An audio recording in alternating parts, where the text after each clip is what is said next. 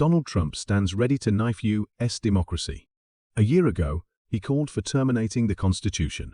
He has since announced that if re-elected, he wants to weaponize federal law enforcement against his political enemies. He has suggested that Gen Mark Milley, former chairman of the Joint Chiefs, be executed for fulfilling his duty.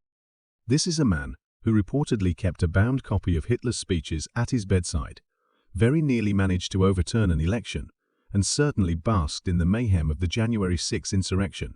He said Mike Pence, his vice president who ultimately stood against him, deserved to be hanged for so doing. This week, Trump said he would be a dictator on day one of a second term. All bets are off. Take him literally and seriously.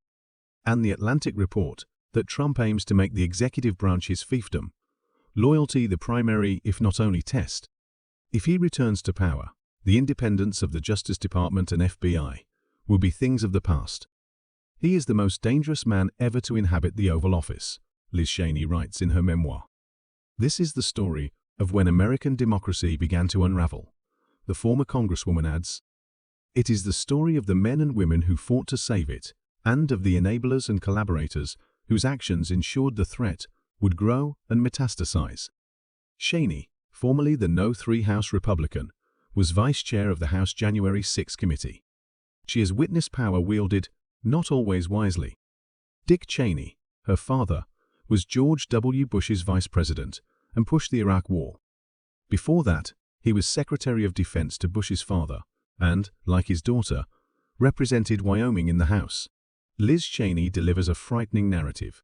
Her recollections are first-hand, her prose dry, terse and informed. On January 6, she witnessed Trump's minions invade the Capitol firsthand. Subtitled A Memoir and a Warning Oath, her book is well-timed. The presidential primaries draw near. The Iowa caucus is next month. Trump laps the Republican pack. No one comes close. Ron DeSantis is in retrograde, his campaign encased in a dunghill of its own making. Nikki Haley has momentum of a sort, but remains a long way behind. Cheney's book will discomfit many. Mike Johnson, the new House Speaker, is shown as a needy and servile fraud. Kevin McCarthy, his predecessor, is a bottomless pit of self-abasement.